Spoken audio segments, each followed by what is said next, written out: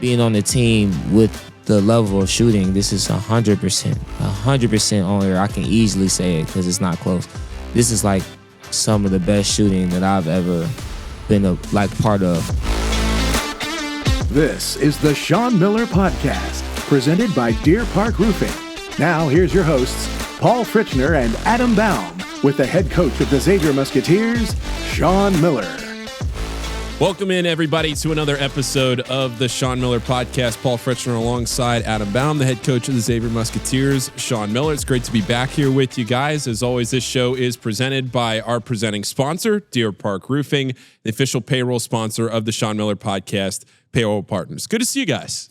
Welcome back, man. It's been a while, and glad to see you return. Yeah, we were worried with the weather, and just looking at your social media, it seemed like you had a great time down there. Yeah, it was. It was a good time. It was a lot of fun. The wedding was great. Baum partied hard. Yeah, right? I did. Yeah. Good. Yeah, it was a good time. Of course. It was a fun time. It was great to be back. But we are joined today by a very special guest, Dante Maddox Jr. Dante, a new addition to this year's Xavier team. It's great to have you here on the show. You have 1 year of eligibility left here at Xavier. So you're going to spend 1 year in a Xavier uniform. You come to Xavier from Toledo, where you spent 2 years. The 2 years before that, you were at Cal State Fullerton. So this is your second time transferring. But as somebody that can shoot the ball very well, you've shot over 40% from three in 3 of your 4 college seasons. And the spacing on the floor and your ability to shoot the ball is something that you're going to bring to this team. One of the many things that you're going to bring to this team. But first of all, just tell the people a little bit about yourself. You're from Chicago. This is your chance now to introduce yourself to the Xavier fan base. All right. Yeah, so I'm Dante Maddox Jr. This is my final year here of eligibility. Been a little bit everywhere in terms of college. As he said, started off on the West Coast, went relatively far from home at 18. Spent 2 years out there during the COVID era. Very interesting time for sure. Then I transferred back, came closer to home, went to Toledo, was a part of 2 very, very, very good teams. Had a lot of fun playing. And now I'm here for my last year, trying to be a part of something special. Yeah. You know, Dante, you hit on something, and I know you have a lot of pride, as you should. You know, a long, long time ago, I coached in the Mid-American Conference. I was an assistant coach at Miami of Ohio. Our head coach is Herb Sendek. Thad Mata, who's the coach at Butler. Him and I shared an office, and the longtime coach after Coach Sendek left was a guy named Charlie Coles, who passed away a few years ago, and Charlie was in the next office over. So it was Coach Coles, Coach Mata, myself, Coach Sendek. And on our team, some names that I think resonate with MAC fans almost as all-time greats. We had a guy named Devin Davis. He was from Miami, Florida. Played a long, long time in Europe. Had Wally Serbiak. He was part of one of our recruiting classes. We had another guy in that recruiting class named Ira Newble. Ira played in the NBA for Cleveland, I think, more than any other team. So, like, those 2 guys were in the same class. Damon Frierson, who is Indiana's Mr. Basketball. Rob Mestis, who is Minnesota's Mr. Basketball. All these guys, like, in the 2 years that I was there at that time, came to us, and, man, they won a lot of games in the MAC. But what always struck me was, as we were recruiting really well, at that time, Bonzi Wells was at Ball State, and Earl Boykins, small guard, longtime NBA players at Eastern Michigan. Horace Grant was at Eastern Michigan. Dan Marley had just finished at Central Michigan. Antonio Daniels was the point guard for Bowling Green, and he played a long time in the NBA. I give you all that context just because I went through it myself. I've had an amazing amount of respect for the players and the coaches. And then today's coaches, I'm friends with a lot of those guys. I respect them. I think the coach that you played for, Todd Kowalczyk at Toledo, is an excellent coach. But when you talk about 2 great years, I mean, look, you guys went back-to-back Mid-American Conference regular season championships. And that's the hard part about that league. You could be a really good team, a borderline top 25 team, and not make the NCAA tournament, right? Yes. So just in the 2 years that you were there, I would love for you, to put into context how you felt about your experience, the league itself, some of the best players, coaches, what really stands out about that conference. Yeah. What stands out to me about the conference is one, the talent level in terms of wing guards, prospective guards in particular. I think you could put year by year, you could put the best guards in the MAC in the hat and put them anywhere, and they'll be all right. I agree. Very, very good conference, and it's the league is being represented very well. Even in the NBA, every year it seems to be an NBA player. I know this year it was Akron's Enrique Freeman who got drafted. Even the year I know at Toledo, the year before I got there, Ryan Rollins was drafted. They had the guard from Ohio who went to the Clippers. I can't recall his name, but he was drafted and also Imani Bates as well. Yeah. So it's always some very, very legit talent in there. Coming and they come from all different levels. Some might come from high school, some comes from bigger programs, came down. They kind of all come from different areas, different routes. But I have a lot of respect for the MAC. In terms of me personally, reason why I take pride in being a part of the tradition, well, Toledo has won 4 regular season championships in total, back to back. And the last 2 that I was a part of, it was a lot of questioning on how we were going to do that at the time, because at the time, Ryan Rollins just went to the NBA my first year, and they lost a lot of players and everything. And then coming back, it was like, how were we going to find a way to do it? And that, in my opinion, up to date, was probably the best team I've been on. We won 17 games in a row in conference. We were winning by like 20 plus every game. It was very fun. Offensively, we were rated second in the country behind Gonzaga that year. We averaged a substantial amount of points, a lot. I don't remember the number. But I take pride in being a part of that because, one, it was just being able to adapt and go into a new environment, an environment that has a culture at that level of winning, of a standard, and being able to come in and duplicate that and then elevate it even more. We won almost 30 games and everything. It's something that I take pride in. And then the next year, which was this last year, it was like, all right, well, it's no way possible they can do it again. We lost our point guard, Richard Dennis, went to Baylor. Yeah. Self Milner ended up getting a two-way contract with the Spurs, and JT Shoemate started his overseas professional career and is making money there. So we lost 3 first-team all-conference players. And it's like, how in the world were we going to do it again? And I just love the challenge of being able to look, myself and also my teammates can look themselves in the mirror and ask, like, okay, how are we going to figure this out and win it and win again and be a successful team again? And we were able to do it again, this time with a lot of younger players who they're going to go on to be great in that conference and beyond. I know that for a fact. So that's why I take so much pride in winning and being a part of that, because, one, it wasn't easy and we weren't, quote unquote, supposed to do it. So I think that's something that I pride myself on, is just overachieving. Yeah. And I feel like I've done that at every level I've been at. So one of the 2 years that I was at Miami, I guess it would have been my second year there. We had an excellent team, like you guys at Toledo. We won the Mid-American Conference regular season championship. We were the number 1 seed. The tournament wasn't in the Cavs arena back then, but it was up in Cleveland, I believe. And anyway, we headed up there. And I even today, like, I still remember how much pressure you can feel. Because, I mean, you have this immense pride in that we deserve to be in the tournament. We're as good as a lot of these teams that are going to make the at-large tournament. Everybody here, all these players, they're never going to have a chance to play in the NCAA tournament unless we win the conference tournament. And that pressure can work against you.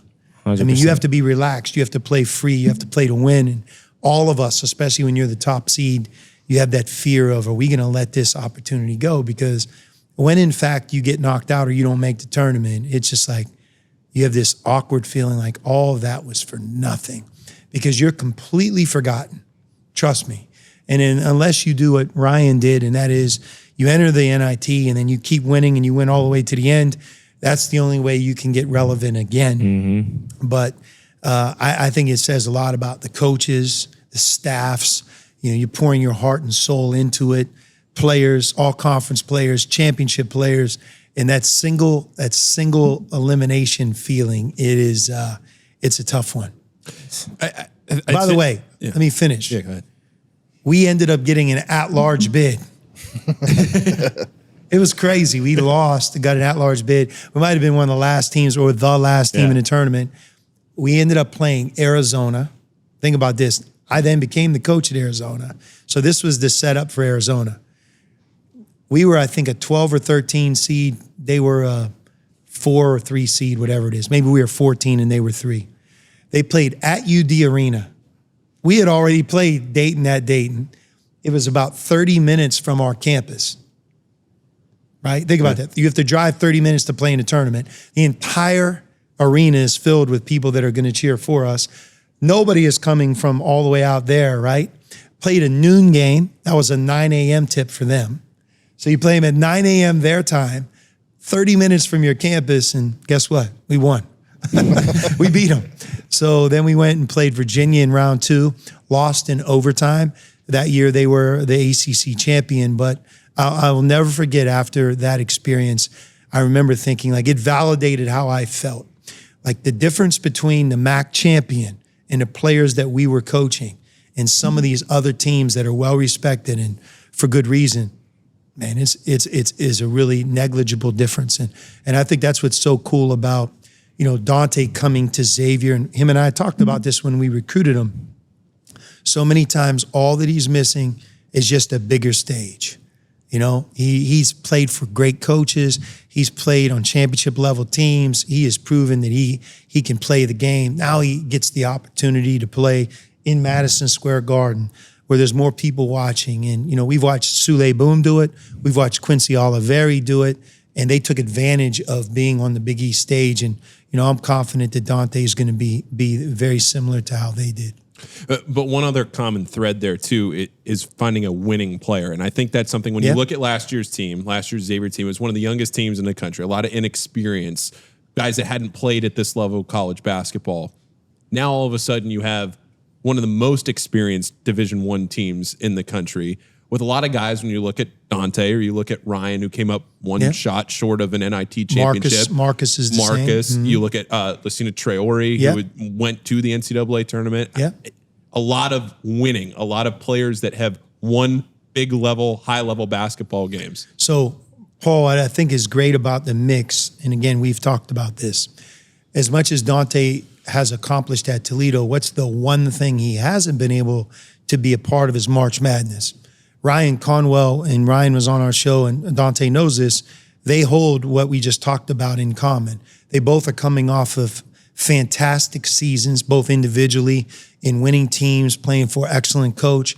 They didn't get that opportunity to be a part of March Madness. And I think that chip on their shoulder, that hunger and determination to fight through and break that wall, to be a part of it, and not have to win the conference tournament, hopefully to be a part of it, that allows us to have, I think, the best of both worlds. On one hand, you have guys who have won big, won on the road, understand what it takes. They come from winning cultures, which certainly that's one of our many attraction points to Dante. But I think it's great that we're all in this together because those of us who were here last year, we weren't in the tournament either. We don't have to remind ourselves of that. So it's a united hunger to return to something. And I think we'll be fueled on an everyday basis by these guys. Yep. Dante, I'm curious. I'm fascinated by the transfer portal in general, right? Like you've gone through it twice, but this last season ends, you put your name in there, and realistically anyone can call you. So what was it like when Xavier called you, and how did that relationship develop? And why did it ultimately lead to you being here on the Sean Miller podcast, getting ready to play at Xavier this year? Yeah. Well, one thing that I'll say about the portal is, one, it's a scary place. Like, it's a scary place. Like, once it's like past the initial, like, dang, I'm in here. Dang, like, I didn't heard from a lot of different people. It's like, all right, now where actually am I gonna go? And that's where things kind of can get scary. In terms of Xavier, and also this stuff happens so fast, but it feels like the longest time. Like being in the portal a day for like a week sometimes. Like seriously, so much can happen. But in terms of Xavier, like they were extremely consistent throughout, and it's something that it's certain themes in my life that have been that way. And consistency for me, people who've always been consistent, things that have always been consistent, for me, has always been a plus. Because I relatively try to live my life a consistent way. Even like coming to the gym, what time I shoot our stripe work, what time I do that. Like I'm a scheduled person for the most part when it comes to basketball. And just life for real when it comes to completing my dreams and all that. So the fact that they were there and they never left, they never wavered, I respected that a lot. And that's why it's no doubt I knew that I was gonna come here on campus, sit down in front of coach and the rest of the staff. And I mean, I think it was a great decision for me personally. You know, with Dante, one of the ways in the portal that I think you try to do the best job that you can, and this isn't exclusive to Xavier. We didn't invent this, but you know, if you're gonna talk to Dante and you're gonna look at his statistics and how much he's won and where he comes from, you know, his dad was his high school coach, big thing, right? It's like who you can learn sometimes the most from are other coaches that coached against him, not just his people or his coach, right? How does it, you know, what are the thoughts of, you know, what does Kent State think of him? What does Akron think of him, right? The programs that have played against him 2 and 3 times, 4 or 5 times, right? That catch him in Cleveland in a single elimination conference tournament mode. And I don't know if we've, certainly myself, have dug deeper to deal with these types of coaches, and every one of them said the same thing. And I think one of the characteristics that they all grew to admire about Dante is that he played the game to win. You know, it's like he may be efficient. In certain games, he may get 20. In other games, maybe he didn't score as much. But he's a two-way guy. He's ready for every game. He's a winning player. He brings winning qualities to the table. And all of them respected that a great deal. And, you know, and Dante knows this. Like, we weren't in the comparison game. We went after him. We wanted him. He was the guy that we coveted the most. And I think that he fits Xavier not only on the court, but off the court as well. So we're thrilled to have him. But trust me, he said the portal one day seems like a week. When you're on the other side of it, that one day seems like a week there as well, you know, because you're trying to get to the end and you're hoping that you can convince someone like him to say yes. And it seems like, man, we were at this for 3 months. Well, in reality, a lot of times it's 4 to 6 weeks. Mm-hmm. Yeah, you find yourself out in your backyard taking pictures of turkeys and just That's admiring the wildlife. He's exactly right.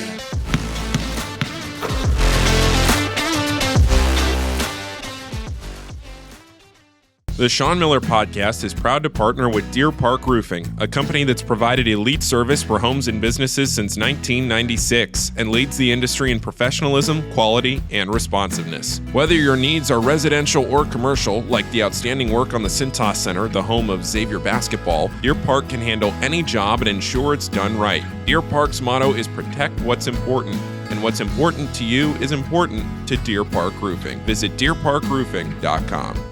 The Sean Miller Podcast is proud to partner with Xavier University's Williams College of Business, ranked the #1 online MBA in Ohio once again, and with nationally recognized concentrations in marketing, business analytics, entrepreneurship, and finance. The Xavier MBA advances your career. Classes are offered in part-time, full-time, online, and executive formats. Xavier alums receive a 25% tuition scholarship. Join Greater Cincinnati's largest MBA alumni network. Find out more at xavier.edu/MBA. Dante, you've had a few weeks now with this current team. You've gone through some summer workouts. Today was the first day of the second set of summer workouts. But what's been your early impressions? You have a lot of shooters on this team, a lot of offensive firepower. You yourself are a big part of that. So what's your early impression of this group? Early impressions is just noticing like the maturity level of like the team. Something that I personally can appreciate. Having guys who you can just tell we have a lot of guys who have experienced, who for some reason have been through highs and lows and everything else, and they're still here and they're still working to get somewhere. I feel like we have a team full of people who kind of feel as if they have something to prove. Like, and that's something that I noticed very early. In terms of on the court, for me personally, it's really an adjustment. Obviously, like Coach said, he just said a lot of great things about the conference and the MAC and everything else, but it's still a difference in the level of just talent and the level of players that are here. Like and for me, it's kind of getting used to that. In terms of Coach was just talking to me about it today, is really I'm kind of working in reverse, like trying to make everything as simple as possible.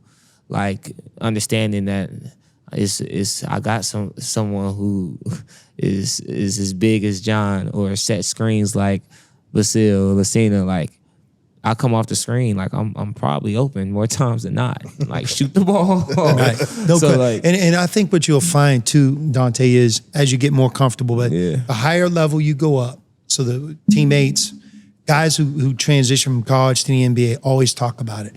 It hits them even like in summer league and in training camp before things get going, that it's now about just making quick decisions and take what's there. Simple.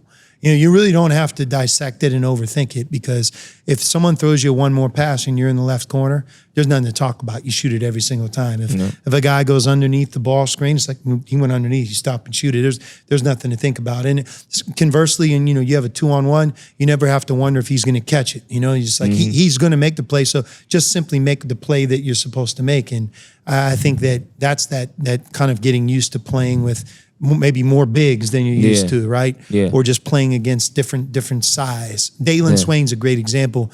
And, like if you'd have saw Dalen last summer, these two guys would have seen it. He looked like almost like a young Colt. You knew what one day would be here. You just didn't know like how long it was going to take. Well, we fast forward like a year, there's a noticeable difference. We talked about it. Remember, at this time last year, we weighed 180. Today, when you played against him, he weighed 216. But, that big athletic wing, and you getting used to playing with him as well. But I think that's the exciting part. This gives you that opportunity now. 100%. It's very exciting. And I think just every day, I feel like I'm personally just getting just a little bit better with it every day. And I think by the time like the season and everything comes around, that I'll still be trying to improve and make sure I'm doing it. But I think I'll be at a pretty good place when it comes to that. Also, being on the team with the level of shooting, this is 100% on here. I can easily say it because it's not close. This is like some of the best shooting that I've ever been part of, like even in workouts, really in workouts. And I love it how we push each other. For instance, I might work out with Ryan and I might work out with Trey. And sometimes even today after practice, we compete and shoot against each other. But like we kind of keep track of just the makes and misses, and we'll go through a legit full speed, intense like endurance workout. And at the end of it, we shot 400 or 500 shots, and 85 to almost 90% on the good day of those shots going in. Yeah. Like, and I didn't see both of them have days where it's like it ain't too many misses. So like, just seriously, like, so like seeing that on the daily is like, okay, this is another level that like I can appreciate, because it makes me want to be better, as a scorer, as a shooter, just as an overall player, because I know that I got to make sure that I'm on the same caliber, make sure that I'm doing what I'm supposed to do, so that when the game time comes, there's a lot of points on the board. You have no idea the reaction Xavier fans are going to have hearing you talk about that right there. Oh man, Because that was we had more than one Achilles heel, which is never a good statement to make. Yeah. We had multiple Achilles heels a year ago. That was one of them, though. We were on a quest to have more shooting. Quincy obviously really carried us, and then Davion improved incredibly from the beginning of November when he really wouldn't take a three to the point where in February or March where he was shooting about 40% from the three-point line.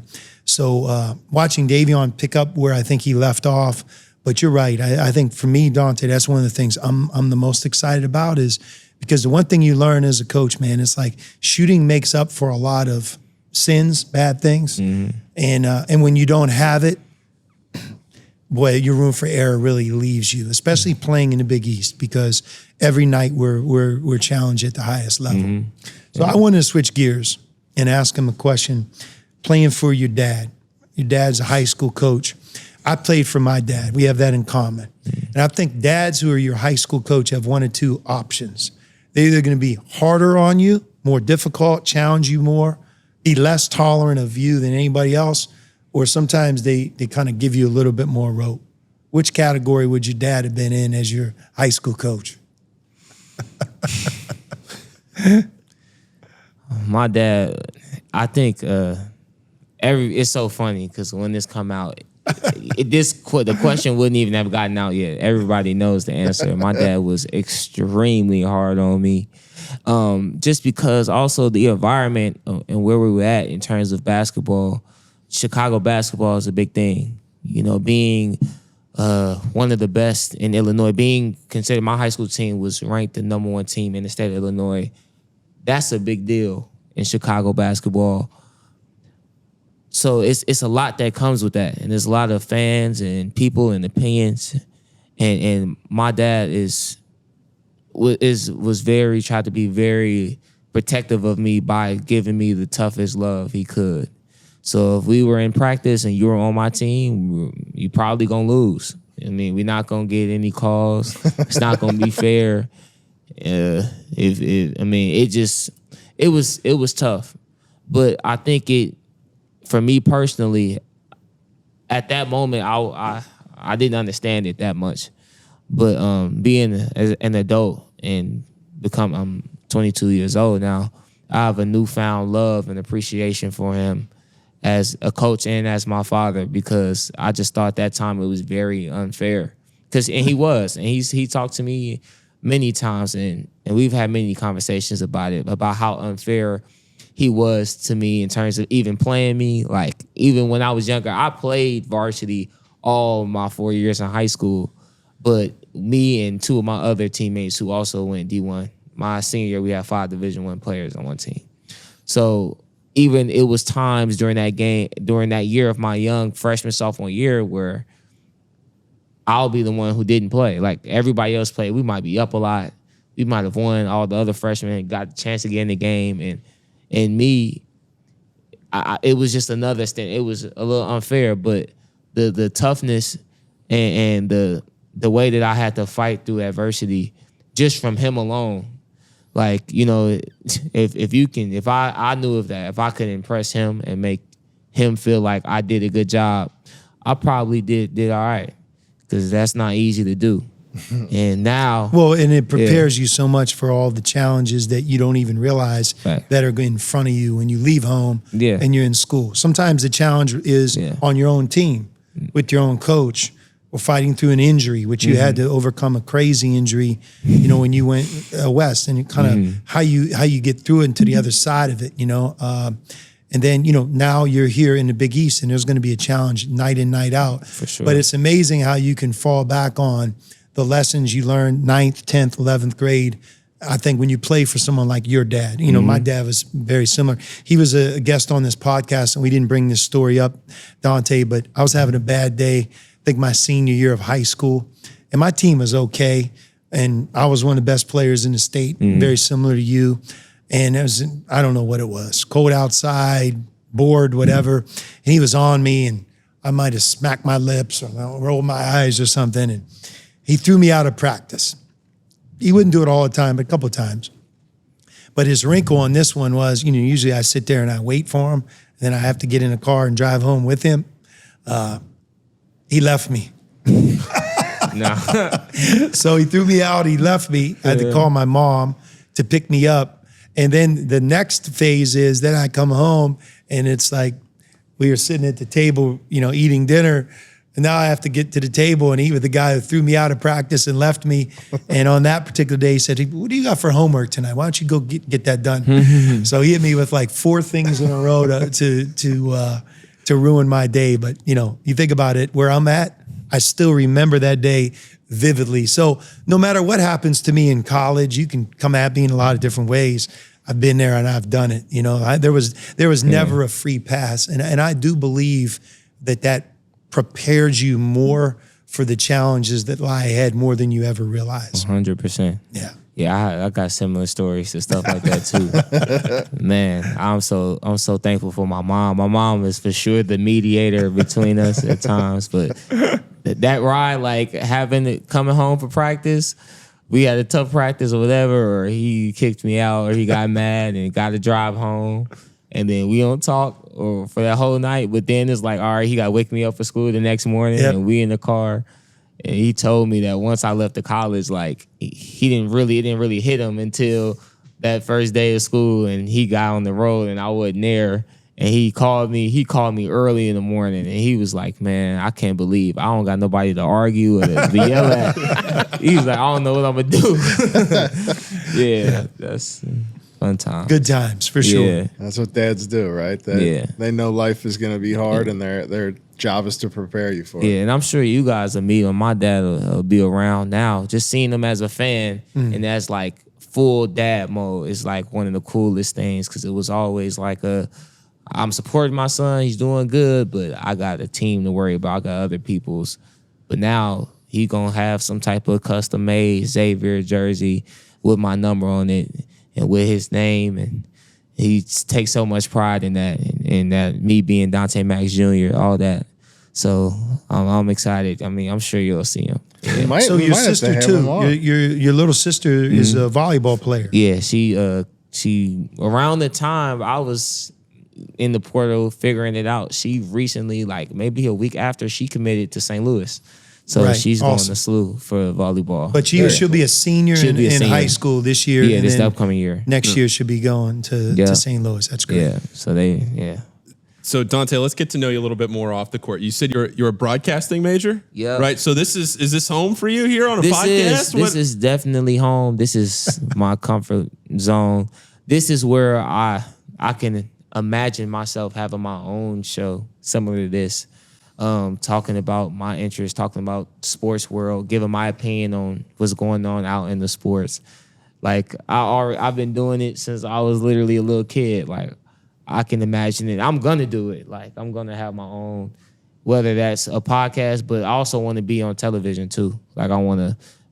Hopefully, basketball will be able to help open doors for me to the point where I'll be able to get a job on television, work my way up, get my own show. Maybe have a co-partner. And do all that. Like, I got it all planned out. So. We'll have to get him on the Field of 68 as a special guest one time. Yeah, right? let's do it. Yeah, that's one thing we could do. Yeah.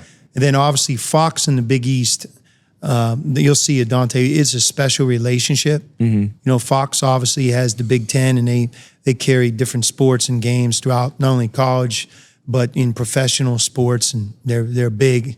But they love the Big East. They came together when the Big East became the new Big East on day one. We've stuck together, and I guess now 11 plus years later, and we just signed a new contract with them. So you'll see that the talent, whether it's in the studio or during the year, it will be something that I think you'll really learn to respect and appreciate. Gus Johnson, for example, just seeing him on a game, that puts a different thing. That's right, Coach. No, Raff. before practice. We were downstairs. He came over and he talked to me and Josh. And he said that when he was little, he'd be watching basketball games with his dad. His dad would turn the sound off and would let him like broadcast it as the game was being played. That's together. right. Yeah. So, are you a fan of the Sean Miller podcast? You watch the show? Of course. There I watched it. He has to say that. I mean, No, you missed it. He got in here And he looked at Paul. He's like, "You're the one that's always on vacation." That's definitely the way to put it. You got that right. Yeah. We're happy you're back. I'm happy. Trust me, I got so many pictures. The wildlife in Antigua, let me tell you, mongoose, lizards, the pelicans. I'll do a whole Twitter thread. Don't worry, I'll do a whole Twitter thread. I'll show you. Life. No turkeys though. No turkeys though. All right. So I was reading an article about you. I think it was from this season. Just trying to learn a little bit about you. I was reading an article. A couple days maybe before a game this year, I think you got stuck in an elevator for about a half hour. Oh man, that is did not seem like a pleasant experience. It's terrible. You said you were doing yoga breaths. Yeah. How you working through this? So what happened? Man, that's good research because that definitely happened. I actually had one of my best games after that too. You did? You had a game-winning shot, right? Yeah, I did. Yeah. But so we were just at like an event. We were me and a couple of my teammates, like we were just kind of at like a donor event that we got invited to. And it was at this nice, like it's a bank, like this nice place and everything. And it was a good experience. We went and now it's time to leave. Everybody's leaving. And it's so crazy because it's only 2 floors. The building was only 2 floors. And right next to the elevator were the stairs to go down. It was just one flight of stairs. Team stairs all the way. But it was a long day at practice. My body wasn't feeling great. You know what I'm saying? Like, let me take this relaxing elevator ride. No, this is crazy. The elevator was open. It was open like somebody just had walked out. So it was just open. If it was closed, I wasn't going to wait on it to go down the stairs. So it was open, so I got on. And I went down, and it just didn't open. Like, it just didn't open up. And I'm like, all right. First, I'm like, I'm not gonna panic. Like, I'm in the elevator laughing. I'm like, this not for real. Let me go back to the second floor. I went back to the second floor. It didn't open. I said, okay. So then, like, I start almost panicking. I start pressing the alarm, the thing, the ring, and I can hear people talking, and I just heard everybody stop talking, and I kept pressing it, and then I was like, all right, I don't want to just cause too big of a scene, and moral of the story is nobody came to help me. Like when I pressed the alarm, like I heard them stop talking, but nobody came. So I went back down to the first floor. At this point, now it's really setting in, and I'm borderline panicking. So I just do like the only thing I could really do, and I called my mom. I said, Mom, like I'm really stuck. Like I'm stuck on this elevator, and like. She just know what to say, like to calm me down, like, So she just told me to relax and chill, whatever. Eventually, they realized everybody, my teammates left. I was the only one there, so they were still there. They realized that I didn't leave. So then somebody came and they had to get like the fire department to come open, and that took like 35 minutes at least. Like, and I was just stuck in there. Chilling. So Dante, in 1988, it's Olympic summer. The Big East used to have a team, and my hope is that this podcast, somebody listens to it and is able to validate what I'm about ready to tell you. Okay. So what the Big East did is they took young players from all through the Big East, and they said we're going to go play somewhere in Europe, somewhere international. Every summer was different, and the head coach would rotate. The year that I was eligible was after my freshman year at Pitt. Jim O'Brien was the head coach at Boston College. Boston College was in the Big East, and they went through the Big East Conference and took some of the young players, and we went overseas. Here's the problem. So our goal or our quest or job basically was this. We flew to Italy, and we had one warm-up game. We were in Italy for like three days. And then we went from Italy to Yugoslavia. So Yugoslavia was Yugoslavia was Croatia and Serbia, right? Used to be one country. And then, so the timing of 88, if you're a basketball fan, you would know that that's Olympic summer, and Yugoslavia had a legit shot of beating the USA. All right, that was before our pros became the dream team, right? I guess that would have been, think about it, 88, 92 is the dream team. Yep. So you kind of see where I'm going with this. These guys were in the mountains for like 4 weeks in training camp. Tony Kukoc would have been the youngest player, Dino Raja, Vlade Divac, and Drazen Petrovic. Now, there's 2 or 3 older guys that if I said their name, it wouldn't mean anything because that was the beginning of when those guys were coming to the NBA. At that point, Vlade Divac, Dino Raja, and Tony Kukoc and Drazen Petrovic still hadn't gone to the NBA. They was like maybe a year or 2 from there. Do your research, you'll see I'm close. But we had to play these guys 4 games in about 6 days. So we go to Zagreb. That was a country or a city in Yugoslavia. Play them, sold out. 8,000 people, Olympic summer. They think they're going to win the gold medal. Place is in a frenzy. It's like playing the biggest away game you've ever played in your life. They thought we were like Team USA. Meanwhile, we're like young guys from the Big East, right? So we still didn't have any idea what we were going with because when they were warming up, like they're big, I didn't know who Tony Kukoc was or Drazen Petrovic. Like you were saying, he's supposed to be good. Look, those 2 big guys, they think they're going to go to the NBA. Boom. So we went out. I think we lost 124 to 50. We lost by like 70 points. On my team, I had Jaren Jackson, Sean Muto, Bobby Winston, guys that, like especially Jaren Jackson, he played in the NBA for a while. Marty Conlon was on our team, myself, etc. Now, where I'm going with all this, we would barnstorm and go, we are getting killed. There's no air conditioning. It was the first time that I drank water. It wasn't still water and there was no ice. It was the sparkling water. And it was just like, and it was super hot, like incredibly hot. And we were losing by 60, 70. So the point is, you lose, well, you may either play them the next day or the day in between. They were using us as a tune-up for the Olympics. They beat us the second game even worse. After the second game, we had a day break. The coach at the end of the game said, look, if you guys want to go home, that's fine. Like, we wouldn't have played you if we'd known you were this bad. We thought you were bringing good players over, blah, blah, blah, blah, blah, blah. So our coach, he gave us that story at the end of our second loss, like, just so you guys know, they're basically clowning us. They're saying we can go home. They thought they were going to get competition. They're an Olympic team. We told you, by the way, fellas, they're good. We have to do better in these next 2 games. So we decided to have a practice, et cetera. Super hot. Going back from practice, you had this big bag, you put everything in. All of us had the big bag. We're leaving the bus. We go into the small, super small elevator, no air in Yugoslavia. And 2 guys get on, 4 guys going on. Everyone knows this. Everybody thinks they're funny. We're all going to get on, plus the bags.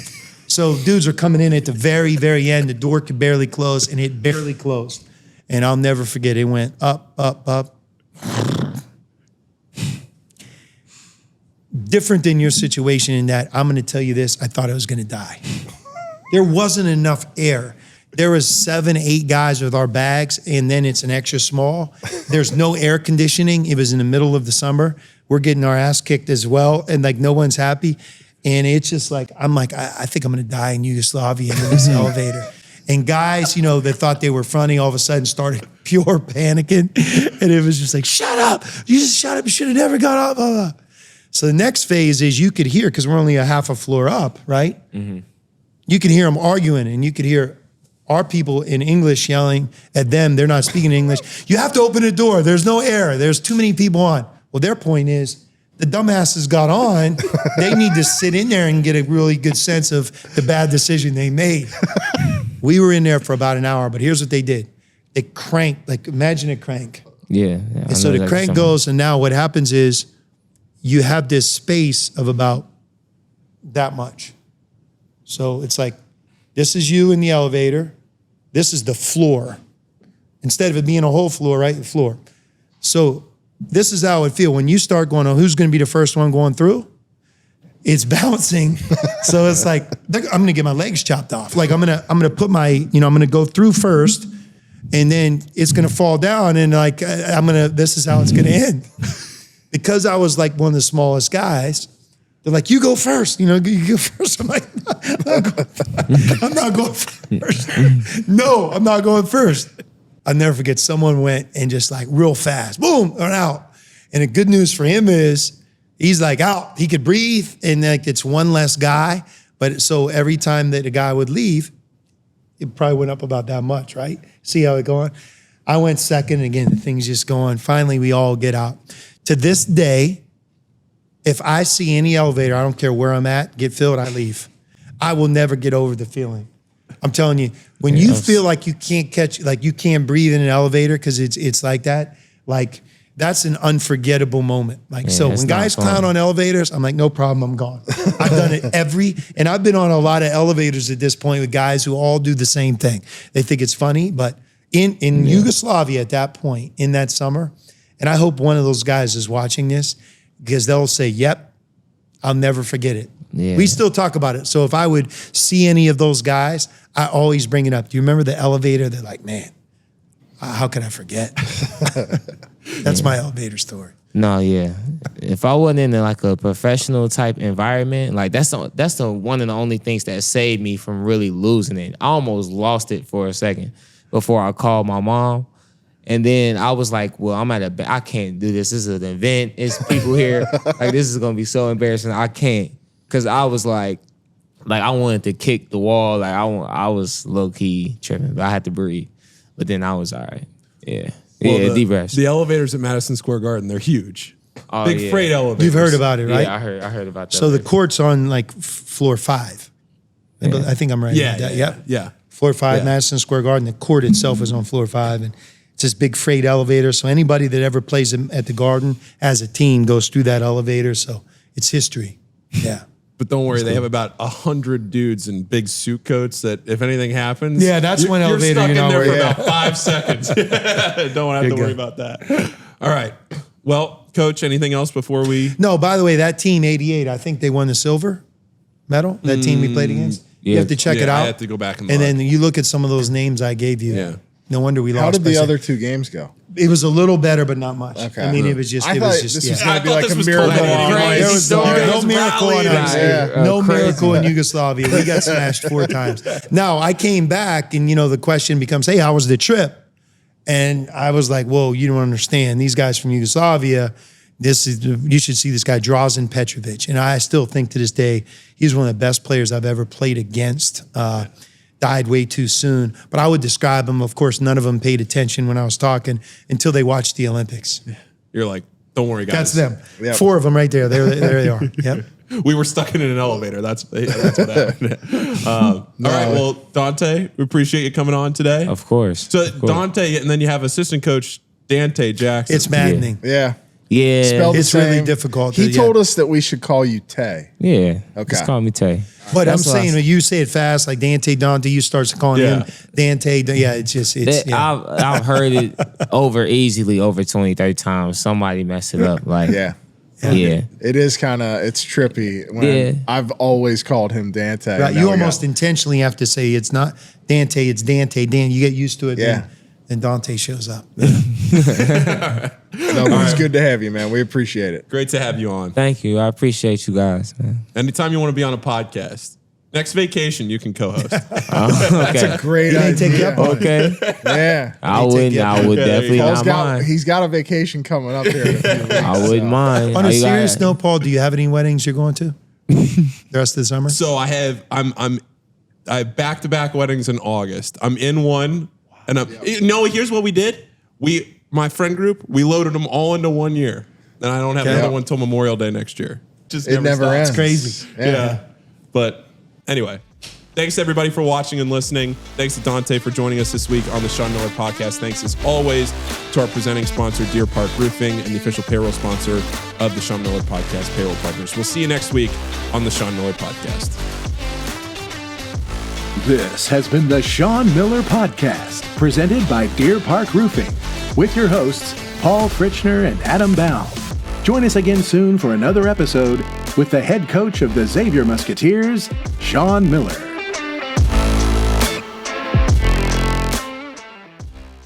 Stop renting your power, own it.